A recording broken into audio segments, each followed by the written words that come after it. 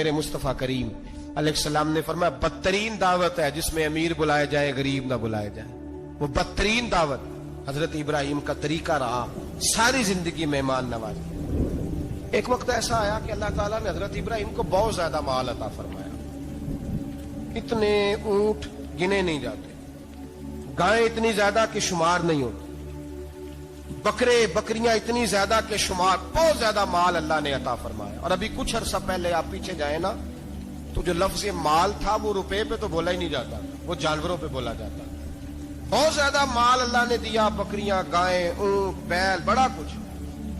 तो रब करीम ने फरिश्तों से फरमाया कि वत्तखज़ल्लाहु इब्राहीम खलीला, इब्राहिम मेरा दोस्त है। तो फरिश्ते कहने लगे या अल्लाह जिसे इतना कुछ दिया जाए उसने दोस्त तो बनना ही होता है, तो नवाजा ही पड़ा है, इतना माल, इतने खेत खलिहान, इतना कुछ। अल्लाह करीम ने फरमाया जाओ आजमाइश कर लो, इम्तिहान ले लो। फरिश्ता इम्तिहान लेने पहुंच गया।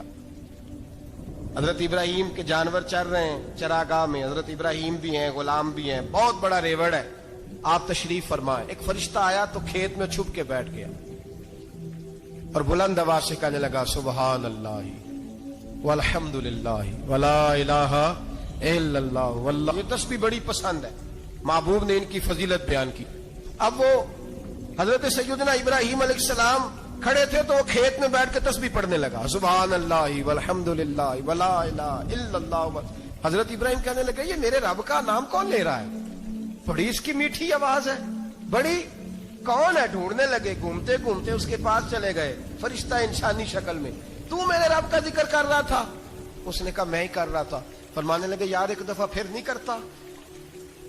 तो कहने लगा इब्राहिम पहले तो मैं अपनी मर्जी से कर रहा था, तू कहता है तो पैसे लगेंगे, पैसे हैं तो कर देता हूं। हजरत इब्राहिम कहने लगे बोल तू क्या लेगा, मेरे अल्लाह का जिक्र सुनाने का क्या लेगा? कहने लगा जितनी बकरियां आप चरा रहे हैं सारी दे दे तो मैं अल्लाह का जिक्र सुना देता हूं। आपने फरमाया बस जा तेरी सारी हुई, मेरे रब का जिक्र सुना। और फिर शुरू हो गया सुबहान अल्लाह अल्हम्दुलिल्लाह वला इलाहा इल्लल्लाह वल्लाहु अकबर। हजरत इब्राहिम अलैहिस्सलाम कैफ में यार फिर जरा सुना, ना इल्मा विच फसा सानू, तू यार दी गल सुना सानू, जरा दोबारा सुना। मैं फिर सुनाया, एक दफा फिर कहा। फरिश्ता कहने लगा बस जी आपके पैसे पूरे हो गए। हजरत इब्राहिम कहने लगे चल एक दफा और सुना। कहने लगा पैसे लगेंगे, तो क्या लेगा? कहने लगा गायें भैंसे सारी मेरी। फरमाया बस यार इतनी कीमत, तू सुना सही, सारा कुछ ही तेरा। फिर शुरू हो गया सुभान अल्लाह वल्हम्दुलिल्लाह वला इलाहा इल्लल्लाह वल्लाहु अकबर। गायें दे दी, भैंसे दे दी, वो जिक्र सुनाता है। हजरत इब्राहिम कभी मचलते हैं, कभी रोते हैं, कभी आहें भरते हैं, तू मेरे रब का नाम ले रहा है, जरा फिर से ले। कैफ जारी है। कहने लगा बस भाई। हजरत इब्राहिम फरमाने लगे तू और ले ले जो लेना है, मुझे जिक्र सुना।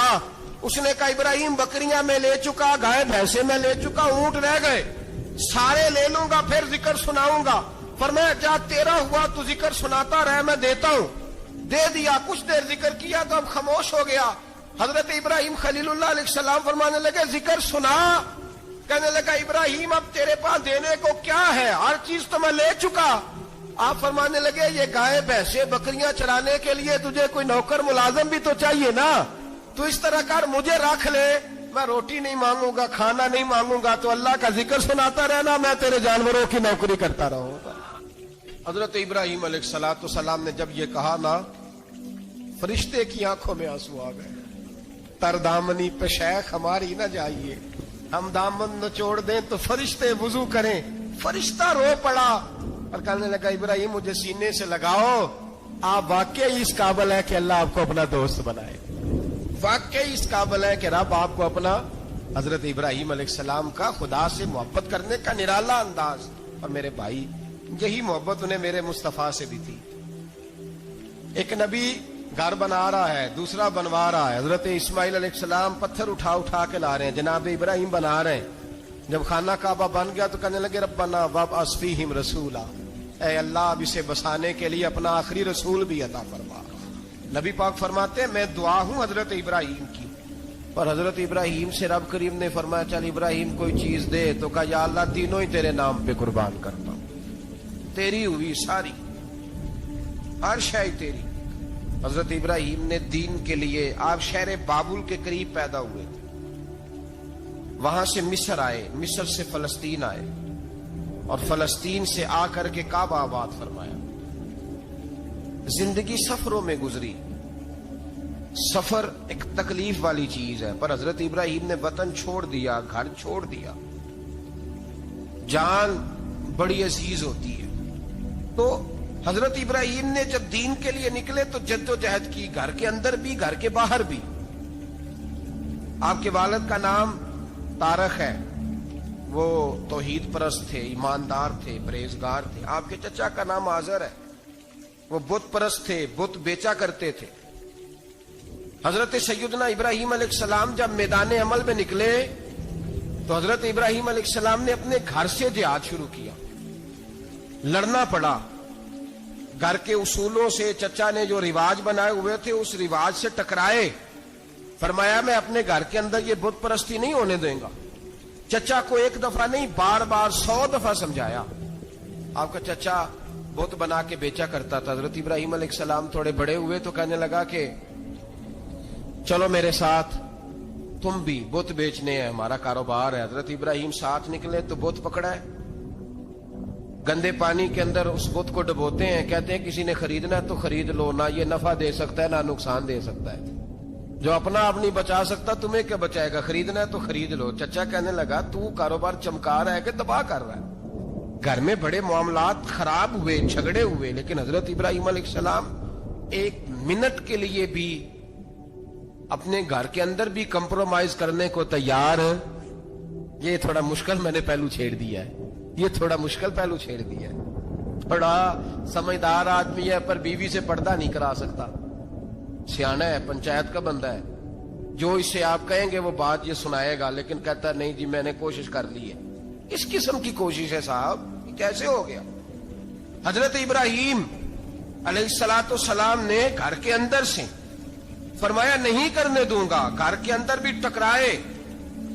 فرمایا تم جو بھی ہو، پاش پاش کیا چچا کے اصولوں کو، اور باہر جب نکلے تو صرف علاقے کے چیئرمین سے نہیں ٹکرائے، ایم پی ایم این اے وزیر مشیر سے نہیں ٹکرائے، سپر پاور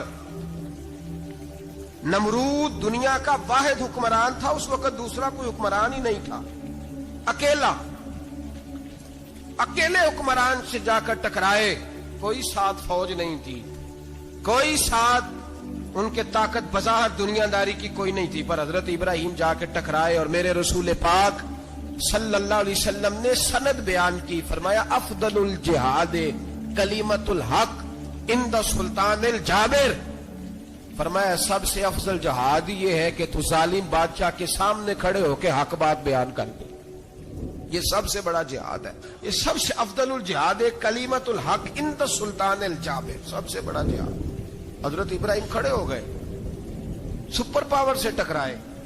یہاں ہم لوگ حکمتوں کا شکار ہیں، دیکھیں گے، کریں گے، سوچیں گے، اور مولوی صاحب کو ویسے کہتے ہیں آپ پرہیز کریں سیاسی باتوں سے۔ بھئی اللہ کے ہر نبی نے جا کے وقت کے ظالم حکمران کو لتاڑا ہے، للکارا ہے، یہ تو مشن انبیاء ہے۔ حضرت سیدنا ابراہیم علیہ السلام نے جو اس کو جا کے کہا کہ تو جھوٹ بولتا ہے، تو جھوٹا ہے، تو خدائی کا دعویٰ کرتا ہے، تو بہت بڑا ظالم ہے، اور قرآن مجید نے اس ساری بات کو بیان فرمایا۔ حضرت ابراہیم علیہ السلام سے کہنے لگا میں رب ہوں، تو آپ نے فرمایا میرا رب تو وہ ہے جو زندہ کرتا اور مارتا ہے۔ تو پھر آپ حق بات بیان کریں گے تو اللہ مارے گا کہ بندہ مارے گا؟ کچھ بھی نہیں ہوتا، کیونکہ زندگی موت کس کے ہاتھ میں ہے؟ اللہ کے ہاتھ میں، زندگی موت اللہ، کچھ بھی نہیں ہوتا۔ انسان صحیح سمت کا تعین کرے اور صحیح چلے۔ حضرت علی شیر خدا سے کسی نے کہا تھا کہ آپ کے بڑی دشمنی ہے، کوئی محافظ رکھ لیں۔ آپ فرمانے لگے موت خود بہت بڑی محافظ ہے، وقت سے پہلے آتی ہی نہیں، بڑی محافظ ہے وقت سے پہلے۔ علامہ نورانی رحمت اللہ تعالی علیہ کراچی جیسے شہر میں رہا کرتے تھے، جہاں گام گام پہ خطرہ تھا۔ لوگوں نے کہا حضرت اتنے بڑے لیڈر ہو، آپ کی جماعت کی 62 سیٹیں ہوئی قومی اسمبلی میں، ایک ایسا وقت بھی آیا تو کوئی ایک آدمی بندوق والا، آپ فرمانے لگے مجھے ضرورت ہی نہیں، اس لیے کہ جس خدا رسول کے لیے میں نکلا ہوں وہ خود ہی حفاظت کرنے والے ہیں، ضرورت نہیں ان چیزوں۔ تو بھائی حضرت ابراہیم ٹکرائے، اور آپ کا انداز کیا ہے؟ جا کے کہا کہ تو نہیں، خدا وہ ہے جو زندہ کرتا اور اس نے ایک بیوقوفوں جیسی دلیل دی. ایک آدمی کو کل پھانسی دینی تھی تو اس کو بلایا, کہنے لگا تجھے کب پھانسی ہے؟ اس نے کہا کل. کہنے لگا جا تجھے آزاد کیا, زندگی دی, اس کو چھٹی دے دی. ایک عام آدمی بیچارہ بیٹھا تھا, اس کو پکڑ کے نا کہنے لگا اس کی گردن اڑا دو. کہنے لگا دیکھ لو میں بھی زندہ کرتا اور مارتا ہوں, وہ جو کل مرنے والا تھا میں نے زندہ کر دیا ہے, اور جس کو پتہ ہی نہیں تھا کہ میں نے مرنا ہے اسے پکڑ کے میں نے مار دیا ہے. یہ بیوقوفوں جیسی دلیل ہے. حضرت سیدنا ابراہیم علیہ الصلوۃ والسلام چاہتے تو اسی وقت دلیل توڑ دیتے کہ تو کیا بیوقوفوں جیسی بات کر رہا ہے, اگر تو زندگی دیتا ہے تو مرے ہوئے میں جان ڈال کے دے جس کو تو نے مارا ہے. لیکن حضرت ابراہیم نے دیکھا کہ بیوقوف ہے, بیوقوفوں سے بحث نہیں ہوتی, دلیل بدل لی جاتی ہے, ان کی عقل کے مطابق بات کی جاتی ہے. حضرت ابراہیم فرمانے لگے میرا رب وہ ہے جو سورج مشرق سے نکالتا ہے اور مغرب میں غروب کرتا ہے. تو اگر رب ہے تو تو مغرب سے نکال کے مشرق میں غروب کر. فبہت الذی کفر, کافر لاجواب ہو گیا, اس کے پاس اس چیز کا کوئی جواب نہیں تھا. علامہ اسماعیل حقی نے خوبصورت فقرہ لکھا ہے, خوبصورت, جان ڈال دی ایک جملہ کہہ کے. حضرت سیدنا علامہ اسماعیل حقی رحمت اللہ علیہ فرمانے لگے چونکہ نمرود بیوقوفوں جیسی باتیں کر رہا تھا, اگر وہ یہ کہہ دیتا نا کہ میں سورج کو نکالتا ہوں مشرق سے, میں غروب کرتا ہوں معاذ اللہ مغرب میں میں نکالتا ہوں, تو آپ اپنے رب سے کہیے کہ وہ مغرب سے نکال کے مشرق میں غروب کرے. علامہ اسماعیل حقی فرماتے ہیں رب کریم کی آواز قدرت تھی, مالک حضرت ابراہیم علیہ الصلوۃ والسلام کے اس, اگر وہ کہہ دیتا اور حضرت ابراہیم دعا کر دیتے تو رب کریم نے فرشتوں کو تیار بٹھایا ہوا تھا. فرمایا اگر یہ کہہ دے میرے خلیل سے کہ سورج مغرب سے نکال کے مشرق میں غروب کرنا ہے تو تیار رہنا, جس طرح خلیل کہیں گے ویسے ہی کر دیں گے. واتخذ اللہ ابراہیم خلیلا, ابراہیم ہمارا دوست جو ہوا, جیسے کہے گا ویسے کر دیں گے. حضرت سیدنا ابراہیم علیہ السلام کی باتوں کا جب جواب نہ دے سکا, دلیل نہیں بندہ دیتا, پھر لڑائی کرتا ہے, پھر جھوٹے موٹے اعتراض کرتا ہے. دلیل ختم ہوتی ہے تو لوگ ذاتیات میں اترتے ہیں, کہتے ہیں یہ کھانستا صحیح نہیں, دیکھتا صحیح نہیں. دلیل ختم, اب ذاتیات پہ اترے, کہنے لگے مجھے پتہ چلا ہے کہ یہ فلانی جگہ گیا تھا تو وہاں جا کے اس نے اس طرح کیا ہے. پھر لوگ ذاتیات پہ اترتے ہیں, جب دلیل کا جواب دلیل سے نہیں دے پاتے پھر ذاتیات پر اتر کر حملے کرتے ہیں. حضرت ابراہیم کے دلائل کا جواب نمرود نہ دے سکا تو کہنے لگا کہ اس کو آگ میں ڈال دو. قوم گئی ہوئی تھی ساری, آپ نے بات سنی ہوئی ہے, میں نے صرف اشارہ دینا ہے, میلے پہ حضرت سیدنا ابراہیم علیہ السلام نے سارے بت توڑ دیے, کلاڑا بڑے بت کی گردن پہ رکھا. واپس آئے, کہنے لگے بت کس نے توڑے ہیں؟ تو فرمایا اس سے پوچھو جس کی گردن پہ کلاڑا ہے. کہنے لگے یہ تو بول ہی نہیں سکتا. تو فرمانے لگے بڑے بیوقوف ہو, جو بولتا ہی نہیں, سنتا ہی نہیں, اپنا آپ نہیں بچا سکتا, اس کی پوجا کرتے ہو. کہنے لگے پکڑو, دلیلیں ختم ہو گئی, اس کو آگ میں ڈالو. بہت بڑی حویلی 45 فٹ مربع پہ مشتمل ایک حویلی بنائی گئی اور 45 فٹ اونچی. مختلف روایات, علامہ اسماعیل حقی کہتے ہیں کہ 3 مہینے تک نمرود نے کہا کہ اس کے اندر لکڑیاں ڈالو. لوگ پوچھنے لگے کتنی دنیا جلانی ہے؟ کہنے لگا بندہ تو ایک جلانا ہے, پر بندہ بڑا تگڑا ہے, ایک بندہ. 3 مہینے لکڑیاں ڈالی گئیں. اور لوگوں کی جو تہمات ہوتی ہیں نا وہ بڑی عجیب ہوتی ہیں. تہمات میں نے بڑی تفصیل سے رمضان المبارک میں گفتگو کی تھی. بدشگونی, تہمات لوگ لیتے ہیں. اس وقت بھی لوگ تہمات کا شکار ہو گئے. عقیدہ بگڑ جاتا ہے تو وہ عجیب و غریب باتیں کرنے لگتا ہے. تہمات کا شکار ہو گئے. بیبیاں نظر مانتی, میں بیمار ہوں, اگر صحیح ہو گئی تو اتنے من لکڑی دوں گی حضرت ابراہیم کی آگ جلانے کے لیے. ایک عورت لے کے جا رہی ہے لکڑیاں. ایک نیک دل آدمی نے اس سے پوچھا کہاں جا رہی ہو؟ کہنے لگی میں نے منت مانی تھی تو حضرت ابراہیم علیہ الصلوۃ والسلام کو معاذ اللہ جلانے کے لیے لکڑیاں لے کے جا رہی ہوں. تو وہ رب کریم کے بندے کہنے لگے تو ڈھونڈتی رہے گی, تجھے وہ جگہ ملے گی نہیں. وہ بی بی کئی مہینے گھومتی رہی, جگہ ہی نہیں ملی جہاں لکڑیاں ڈالنی, ماری گئی. تہمات کا شکار ہوئے بہت سارے لوگ. تہمات کا بھائی, تہمات دین کے اندر منع ہے. تہمات دین میں کوئی نظر ماننا, کوئی کسی بزرگ کے مزار پہ جا کے سالے ثواب کے لیے کوئی چیز ماننا, یہ تو درست ہوا. لیکن غیر شرعی نظریں مان لینا کہ میں آگ کے گرد چکر لگاؤں گا، میں جناب وہاں جا کے یہ والا تماشا کروں گا، میں دھاگا باندھوں گا، میں رسا کاٹوں گا، میں وہاں گندے ہو سے پانی پیوں گا، ان کی شریعت اجازت؟ یہ توہمات ہیں، بدشگونی ہے، دین میں ان کی کوئی گنجائش؟ آپ نظر ماننے سے پہلے بھی کسی عالم سے رابطہ کریں کہ میں منت مانگنے لگاؤں تو کیسے ماننی چاہیے کا طریقہ پوچھیں، ایسے ہی غلط چیز کی منت تھوڑی مان لی جائے گی۔ بہرحال آمدہ برسر مطلب حضرت ابراہیم کے لیے آگ جلائی گئی، 45 فٹ اونچی آگ ہے، پرندہ بھی اوپر سے گزرتا ہے تو نیچے گر جاتا ہے جل کے، اتنے دن لگا کے آگ جلائی گئی۔ اب حضرت ابراہیم کو جلایا جانے لگا ہے۔ یہاں تو موجیں ہے نا، جو کسی ادارے کا سربراہ ہے اس کے لیے موج ہے، کسی جگہ آفیسر بن گیا تو موج ہے، پیر صاحب کے لیے موج ہے، علامہ صاحب کے لیے موج ہے، خطیب صاحب کے لیے موج ہے۔ جلنا کس کو پڑتا ہے؟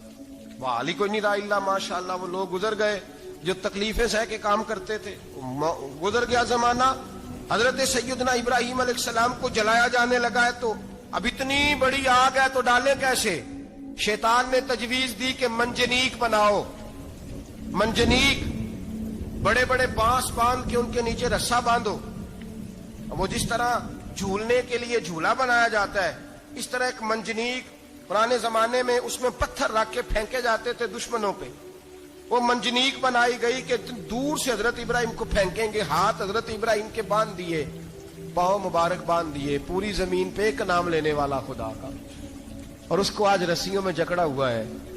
جب پھینکا جانے لگا نا آگ میں تو حوریں رونے لگی، فرشتے تڑپنے لگے، اے اللہ یہ کیا ہونے لگا ہے؟ ایک تیرا خلیل اور وہ بھی آگ میں۔ فرمایا جاؤ جا کے اس سے کہو اگر تمہاری مدد لیتا ہے تو اسے بچاؤ۔ ہوا کا فرشتہ آیا، کہا ابراہیم اگر تو کہے، او بھائی ان چیزوں کو کہانی سمجھ کے نہ سنا کریں، یہ داستان نہیں، یہ وہ طریقے ہیں جو ہمارے رسول نے ہمیں اپنانے کا حکم ارشاد فرمایا ہے، جو عقیدے، یہ وہ نظریات ہیں جو ہمیں اوڑھنے کو کہا گیا۔ اپنے رب کریم کی رضا پہ راضی رہنے کے یہ وہ خوبصورت مواقع ہیں صوفیاء نے جن کو بنا کر سمجھا کر ہم تک پہنچایا ہے۔ یہ ہے اہل طریقت کی باتیں، وہ کہتے ہیں یار جس حال میں رکھے راضی رہنا ہے۔ حضرت ابراہیم علیہ السلام کو پھینکا جا رہا ہے، فرشتہ آیا، اے اللہ کے خلیل اگر حکم دو تو اتنی ہوا چلاؤں کہ نمرودی جل جائے سارے، آگ ان پہ پھینک دی جائے۔ آپ نے فرمایا تو جا، تجھ سے مجھے کوئی کام نہیں۔ تھوڑی دیر کے بعد پانی کا فرشتہ آیا، کہا حضور اتنی بارش برساؤں گا کہ آگ بجھ جائے گی۔ فرمایا تو جا، تجھ سے کوئی کام نہیں۔ اب جب منجنیق میں رکھ دیے گئے، آگ میں جانے کا لمحہ ہے، تیاری ہے، حضرت جبریل امین حاضر خدمت ہوئے، کہا ابراہیم کوئی حاجت؟ فرمایا تجھ سے کوئی نہیں۔ کہا چلو مجھ سے نہیں تو رب کریم سے ہی بات کر لو، مجھے پتا ہے میں چھوٹا ہوں، آپ مجھ سے مدد کیوں لوگے، رب کریم سے ہی بات کر لیں۔ تو حضرت ابراہیم کہنے لگے جبریل یہ بتا، رب کو نہیں پتا اس کا خلیل کس حال میں ہے؟ اسے نہیں پتا میں کس حال میں ہوں، میرے ہاتھ بندے ہیں، پیر بندے ہیں آگ میں، اسے نہیں پتا؟ بتایا تو اسے جاتا ہے جس سے خبر نہ ہو۔ تو اگر اسے پتا ہے، اگر وہ جلانے پہ راضی ہے تو میں بھی جلنے کو تیار ہوں، میں تیار ہوں، میں تیار ہوں۔ اسے کہو ٹھیک ہے۔ حضرت سیدنا ابراہیم علیہ السلام کو منجنیق میں ڈال کے جو پھینکا آگ میں، یا نار کونی بردم و سلاما علی ابراہیم، اللہ نے فرمایا اے آگ میرے ابراہیم پہ ٹھنڈی بھی ہو جا اور سلامتی والی بھی ہو جا۔ حضرت ابراہیم کو دو فرشتوں نے بٹھا دیا زمین پہ، پھول کھلے ہیں، کونپلیں مہک رہی ہیں، کلیاں خوشبو دے رہی ہیں۔ حضرت ابراہیم نے سر سجدے میں رکھ دیا، سبحان اللہ والحمد للہ ولا الہ الا اللہ واللہ اکبر۔ حضرت ابراہیم اللہ کی تسبیح پڑھنے لگے، رب کریم کا شکر بجا لانے لگے۔ نکلے وہاں سے، کچھ دن گزر گئے، نکلے، حکم ہو گیا ابراہیم علاقہ چھوڑ دو۔ حضرت ابراہیم علیہ السلام وہاں سے نکل کے مصر آئے، چچا کے پاس ٹھہرے، انہوں نے اپنی بیٹی جناب سارہ کا نکاح کر دیا۔ کچھ آگے بڑھے تو ایک ظالم بادشاہ سے ٹکرائے، اس نے ایک شہزادی، ایک بادشاہ کی بیٹی قید کی ہوئی تھی، جناب ہاجرہ نام تھا، ان کو قید سے چھڑا کے ساتھ لائے۔ حضرت لوط علیہ السلام بھی ساتھ، یہ 4 لوگوں کا قافلہ چلا، فلسطین میں جا کے پڑاؤ ڈالا، گھر بار چھوڑا، تبلیغ شروع ہوئی۔ حضرت ابراہیم کے گھر میں 2 خواتین ہیں، ایک آپ کی بیوی ہیں، ایک حضرت ہاجرہ ہے، اولاد کوئی نہیں۔ बड़ा मेवा है मीठा। घर वही आबाद होता है जिसमें बच्चे रोते हैं, घर होता ही वो है जिसमें बच्चों की चंचनाहट होती है, भिन बनाहट होती है। हजरत इब्राहिम ने एक बच्चा रोते हुए देखा तो आंखों में आंसू आए, कहने लगे रब्बी हबली मिनस सालिहीन, या अल्लाह मुझे भी नेक औलाद अता कर दे। हजरत सारा ने सुन लिया, कहने लगी इब्राहिम शायद मेरे बतन से तो आपको नसीब नहीं, हाजरा से निकाह कर लो। नाबे हाजरा से निकाह हुआ। अल्लाह तो बड़ा बेनियाज है। रब करीम ने हजरत इस्माइल जैसा खूबसूरत बेटा अता फरमाया। बेटा काला स्याह भी हो तो सीने की ठंडक होता है, पर ये तो वो बेटा है जिसकी पेशानी में नूरे मुहम्मदी चमकता है सल्लल्लाहु अलैहि वसल्लम। हजरत सैयदना इस्माइल इतने खूबसूरत। अब जिस बीवी के यहाँ बेटा था, बैठना उठना भी ज्यादा उसके पास, आना जाना भी उसके पास, तवज्जो उधर हो गई। जनाबे सारा रश्क करने लगी। एक दिन कहने लगी इसे छोड़ आ जंगल में, बाद ये गैर जीजर मक्के के पास। भाई एक बेटा आलमे दीन बना लो। कहने लगा रोटी कहां से खाएगा? तेरे 5 बेटे हैं, को हाफिज कुरान बना, कहते रोटी कहां से खाएगा? वो बच्चा भी कहता है मैं कहां से खाऊंगा। हजरत इब्राहिम अलैहिस्सलाम तो चंद महीने का बच्चा छोड़ आए, तो कहां से रोटी खाई हजरत इस्माइल? कहां से खाई उनकी अम्मा ने रोटी? भूखे मर जाते हैं ये सारे। मैं बड़ी जिम्मेदारी से कहा करता हूं कि जितनी खूबसूरत रोटी अल्लाह करीम दीन के खादिमों को अता करता है शायद किसी और के नसीब होती हो, लेकिन हम लोग तवज्जो ही नहीं कर रहे। हमारा ज़ौक़ ही नहीं बन रहा, हम ये मेहनत ही नहीं कर रहे कि कौम को मुस्तनद उलमा की जरूरत है। इलाकों के इलाके खाली हैं, इधर हमारा मिजाज ही नहीं बन रहा, तवज्जो ही नहीं दीन की खातर। और फिर चले बच्चे तो बात की बात है ना, जो अभी खुद जवान है वो भी तो ये दुआ। एक साहब मुझे कहने लगे मैं दुआ मांग रहा हूं अल्लाह मुझे बेटा दे तो मैं उसे दीन पे लगाऊंगा। तो मैंने कहा आप भी बूढ़े नहीं हुए, आप खुद ही लग जाए। बेटा तो अभी आएगा तो लगेगा ना, तो आप तो इस वक्त है तो आप तो पहले लगे ना साहब। 2 घंटे तो निकाल के आए, दीन सीखने को काफी है। आप इतनी लंबी सोच रहे हैं कि बच्चा आएगा तो बड़ा होगा तो वो जाएगा तो देखी जाएगी। अभी तो आप हैं तो आप तो आओ। हजरत इब्राहिम ने बच्चा वहां छोड़ा। यहां से जो उम्रा करने लोग जाते हैं ना, जो हज करने जाते हैं, उनको पता है कि वहां दुनिया की हर नेमत मिलती है, फिर भी डबल ट्रिपल पैसे लोग जेबों में डाल के जाते हैं। हजरत इब्राहिम जब वहां लेके गए तो कोई इंसान नहीं था, पानी का कतरा नहीं था, 2 किलो खजूरें, एक मशीज़ा। बीवी को थमाया। हमारे घर में हजारों चीजें पड़ी हैं, लेकिन वो जो तवक्कुल है ना वो खत्म हो गया है। अल्लाह देगा, हलाल हलाल पे कनात करे, जायज जायज पे भरोसा करे, रब करीम अता करने वाला है, वो मिजाज खत्म हो गया। हजरत सैयदना इब्राहिम अलैहिस्सलाम 2 किलो खजूरें, एक मिशकीजा पानी का दे करके और वहां बिठाया आपने अपने बच्चे को और अपनी ज़ौजा जनाबे हाजरा को, और बिठा करके ये वापस पलटने लगे तो हजरत हाजरा सलामुल्लाह अलैहा ने आवाज दी, कहा इब्राहिम किसके सहारे पे छोड़ के जा रहे हैं? जहां आबे जमजम का कुआं है ना, जो लोग गए हैं इन्होंने सफा मरवा की सही की है, सफा मरवा से बाहर निकले ना, सरकार की विलादत का मकाम है, उस जगह पे आबे जमजम का कुआं था। वहां हजरत सैयदना हाजरा को बिठाया। कोई चीज नहीं, कोई दरख्त नहीं, कोई खेत नहीं, कोई पानी नहीं, कोई कुआं नहीं, वहां बिठाया और बिठा करके निकलने लगे तो जनाबे हाजरा फरमाने लगी इब्राहिम किसके सहारे पे छोड़ के जा रहे हो? कहने लगे अल्लाह के सहारे पे। तो पाकबाज बीबी ने एक लफ्ज पूछा, कहा इब्राहिम ये मेरे रब का हुक्म है, ये मेरे बस जिनका अकीदा तौहीद मजबूत हो उनके लिए एक जुमला काफी होता है, ये मेरे अल्लाह का हुक्म है? तो जनाब इब्राहिम अलैहिस्सलाम फरमाने लगे हाजरा हाँ रब का हुक्म है। जब ये लफ्ज कहे तो चाहिए था ना हजरत इब्राहिम तसल्ली देते, तो बीबी साहबा तसल्ली देने लगी, अर्ज करने लगी इब्राहिम अगर अल्लाह का हुक्म है तो फिर आप हमारी फिक्र ना करना, अगर ये रब का हुक्म है तो फिर हमारी फिक्र ना करना। जिस रब ने हमें यहां तक पहुंचाया है वो हमें कभी भी जाया नहीं फरमाएगा, फिर फिक्र ना करना। हजरत इब्राहिम आ गए, बात आपने सुनी हुई है, इशारा करना मकसूद है।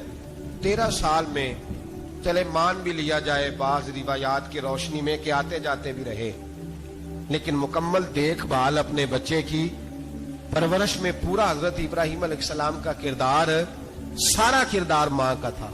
मैं जब खवातीन के बारे में कोई बात करता हूं तो मैं आपको अक्सर कहता हूं कि ये सिर्फ बीवी के लिए हुक्म नहीं होता, ये ट्रेनिंग बेटी को देनी है और बहन को देनी है। یہ تربیت کریں اپنے گھر میں. میں تجربے کی روشنی میں یہ بات عرض کیا کرتا ہوں کہ بھائی بچے باپ کے فرما بردار اس وقت ہوتے ہیں جب اماں انہیں باپ کا فرما بردار کرتے ہیں, اور بچے باپ کے نافرمان بھی تب ہوتے ہیں جب اماں انہیں باپ کا. میں نے اپنے کانوں سے سنا ایک دفعہ ایک بچہ اپنے باپ سے کہہ رہا ہے آپ نے تو ساری زندگی باہر گزار دی, پیسے کمانا کون سا مشکل کام ہے, دکھ سکھ تو سارے اماں نے برداشت کیے, سکولوں میں وہ جاتی تھی, فلانا کام وہ کرتی تھی, فلانا کام. اب یہ سوچ اس کی ذاتی تو نہیں, یہ اس کو دی گئی ہے. اور اگر اس کو یہ سوچ دے دی جائے کہ اماں کہے کہ میں تو اپنوں میں رہی ساری زندگی, میں نے تو اپنوں میں وقت گزارا, اور تیرا باپ تو کئی دفعہ جنازے بھی نہیں پڑھ سکا, نے تو ماں باپ ایسے دفن کر دیے, وہ اگر یہ سوچ فراہم کرے تو پھر بچہ باپ کا فرما بردار ہوتا ہے. اور یہ والی روایتیں ہم بیوی کو سناتے ہیں, حالانکہ کس کو سنانی چاہیے؟ بولیے, بہن اور بیٹی کو. بہن اور بیٹی کو سنائیں یہ باتیں, ان کو سمجھائیں, تاکہ آگے جا کے وہ جو گھر ترتیب دیں وہ گھر بڑا عمدہ اور نکھرا ہوا ہو. حضرت سیدنا ابراہیم 13 سال کے بعد آئے, چونکہ گھر میں اللہ تبارک و تعالیٰ کی دوستی کا چرچا تھا, اللہ تبارک و تعالیٰ کی محبوبیت کا غلبہ تھا. 13 سال کے بعد فلما بالغ معہ سعیا, بیٹا جب اتنا بڑا ہوا کہ ساتھ چلنے لگا, تو حضرت ابراہیم نے اپنے بیٹے کو بلا کے کہا بیٹا مجھے خواب آئی ہے, میں تجھے ذبح کر رہا ہوں, تیری کیا رضا ہے؟ حضرت اسماعیل کہنے لگے یا ابت افعل ما تؤمر, ابا جی اللہ جیسے حکم دیتا ہے میرے ساتھ ویسے ہی کریں, جیسے اللہ حکم دیتا ہے ویسے ہی, بولیے, ویسے ہی کریں. حضرت حاجرہ کو کہا کہ ایک دوست نے دعوت کی ہے تو وہاں جا رہے ہیں. بی بی مطمئن ہے, تفصیلات کی ضرورت نہیں, ختم بات, اعتبار ہے, مطمئن ہو گئی. شیطان پیچھے سے آیا اماں کے پاس, ذرا تھوڑی دیر کے لیے تصور جمائیے, یہاں تو پڑوسن آ کے کوئی بات بتا دیتی ہے خاوند کے بارے میں تو کئی مہینے جھگڑا جاری رہتا ہے, پڑوسن محلے دار. شیطان نے آ کے بتایا لفظ کیا ہے, کہا حاجرہ تمہیں پتا ہے کہاں جا رہے ہیں؟ کہا دوست کی دعوت میں. تو کہنے لگے دوست کون ہے؟ رب کریم. اور ابراہیم کا خیال ہے کہ اس رب نے مجھے حکم دیا ہے کہ میں ذبح کروں. تو حضرت حاجرہ کہنے لگی کبھی باپ بھی بیٹے ذبح کرتے ہیں؟ شیطان کہنے لگا ان کا خیال ہے کہ ان کے رب نے حکم دیا ہے. جناب حاجرہ فرمانے لگی اگر رب نے حکم دیا تو پھر تو مجھے شیطان لگتا ہے, تو مجھے شیطان لگتا ہے. کا کیا مطلب؟ فرمانے لگی اگر رب کریم کا حکم ہے تو میرے پاس ایک اسماعیل ہے, اگر 1000 بھی ہوتے میں سارے اللہ کے راستے میں پیش کر دے دیتی. مالک کا ہی تو ہے سارا کچھ, اسی کا ہے, اس میں لیت اللہ کی کیا گنجائش؟ حضرت سیدنا ابراہیم علیہ الصلوۃ والسلام نے بیٹے کے حلق پہ چھری رکھ بھی دی اور چھری چلا بھی دی, رکھ بھی دی, اور وہ تو اللہ کریم نے فرمایا یا ابراہیم قد صدقت الرؤیا, ابراہیم تو نے خواب سچا کر دکھایا, وہ قیامت تک تیرا نام رہے گا. حضرت ابراہیم نے وطن بھی دیا, جان بھی دی, بیٹا بھی, اللہ کریم نے دمبے دیے, فرمایا یہ فدیہ ہے. اب یہ قربانی قیامت تک حضرت ابراہیم کے طریقے کے مطابق جاری ہے. حضرت ابراہیم بہت بڑے مہمان نواز تھے, بہت بڑے. آپ جب مصر میں قیام تھا تو بڑے بڑے لمبے چوڑے لنگر پکتے تھے, لوگ آیا جایا کرتے تھے, بڑا تفصیل کے ساتھ کھانا ہوتا تھا. مہمان نوازی آپ کی خاص صفت مبارکہ ہے. ہمارے ہاں بھی مہمان نوازی ہوتی ہے امیروں کی, بلکہ اب تو مہمان نوازی اس طرح کی ہے کہ کل تیری میرے پاس دعوت ہے اور پرسوں میری تیرے پاس ہے. وہی امیروں میں وہ چکر رہتا ہے, پارٹیاں دوست ایک دوسرے کو ڈالتے ہیں, تیری طرف پارٹی تیری طرف, اور اسی انداز میں اب یہ عید آئے گی نا ٹکا پارٹیاں ہوں گی جگہ جگہ, اور لوگ سوال پوچھنے لگے ابھی سے, کہتے ہیں قربانی کا کتنا گوشت گھر رکھنا جائز ہے, قربانی کا کتنا گوشت گھر رکھنا جائز ہے؟ سارا ہی جی, ہاں, اس لیے فریزر لے لے, فریج سے نہیں کام چلے گا, سارا ہی جہاز گھر رکھنا سارا ہی جائز ہے, رکھ لیں. او خدا کے بندے, قربانی وہ بندہ دیتا ہے جو سارا سال ہی گوشت کھاتا ہے. صحیح کہہ رہا ہوں؟ قربانی صاحب نصاب صاحب استطاعت بندہ دیتا ہے نا, تو وہ سارا سال ہی گوشت, تو سارا گھر میں رکھنا بھی جائز ہے, لیکن سارا دے دینا بھی. تو جو آ رہی ہے اس پہ کیوں توجہ کرتے ہو, جو دوسرا جائز ہے اس پہ کیوں نہیں عمل کرتے؟ سارا تقسیم کر دیں, بات ختم ہوئی.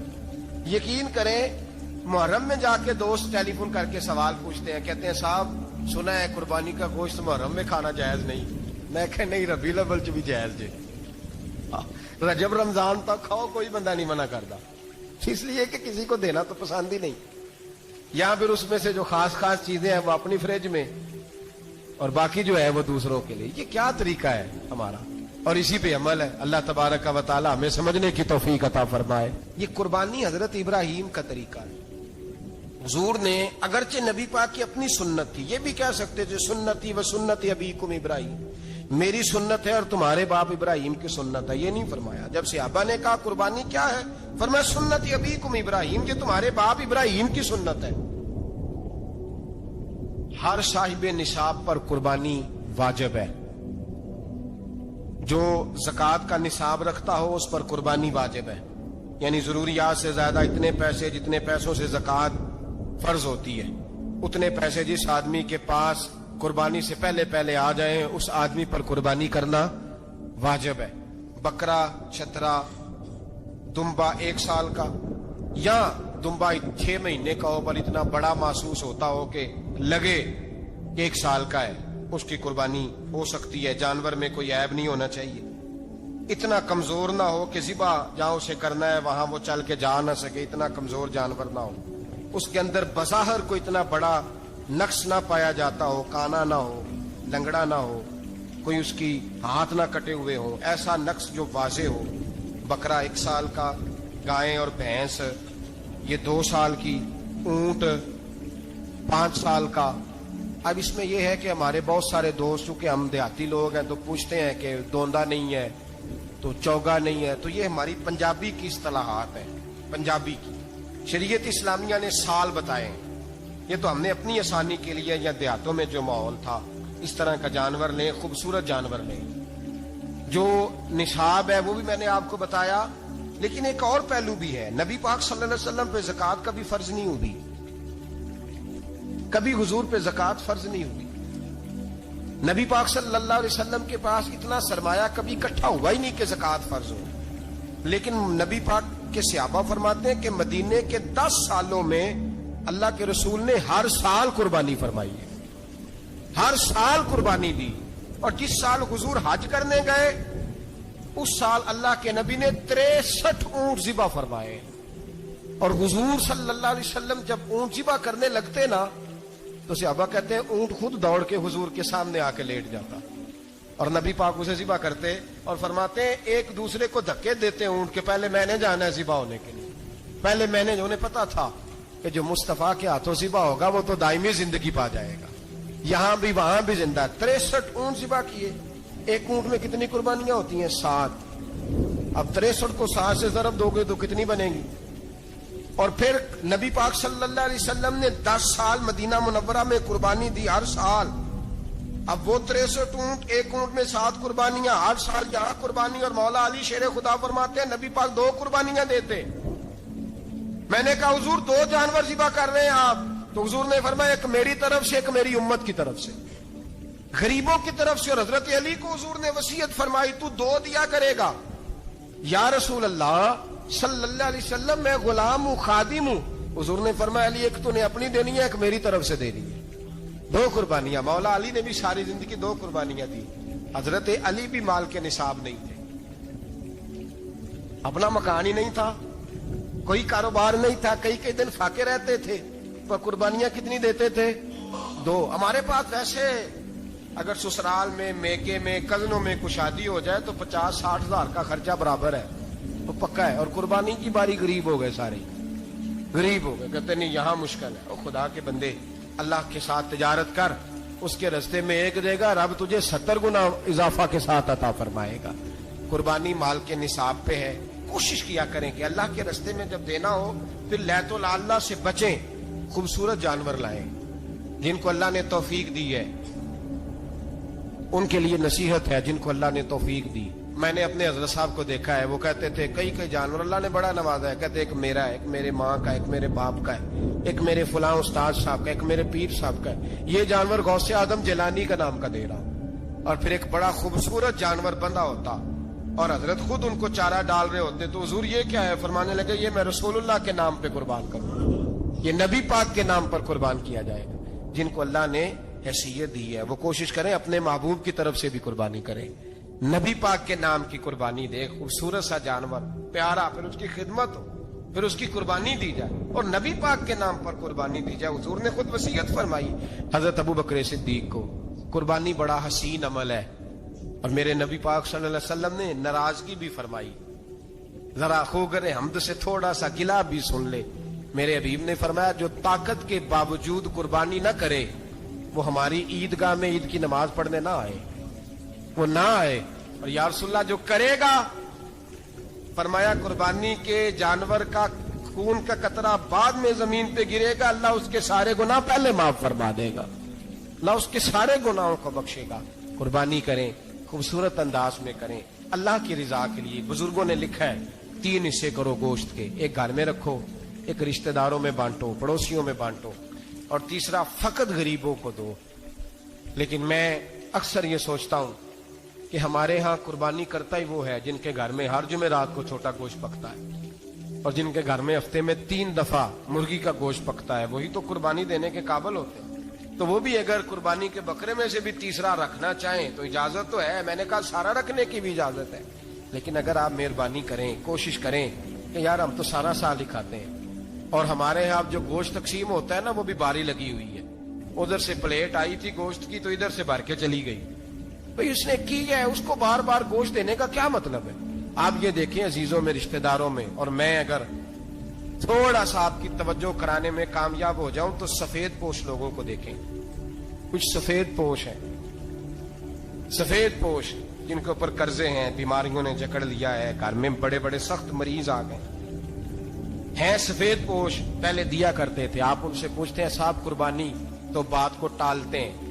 وہ کہتے ہیں سوچ رہا ہوں کوئی حصہ اسا ڈال جائے. پردہ پوشی کرتے ہیں, کہتے ہیں کہیں حصہ رکھا ہوا, پردہ پوش. اکثر وہ لوگ قربانی نہیں دے پاتے. اکثر دیا کرتے تھے, اب نہیں دے پا رہے. کیوں؟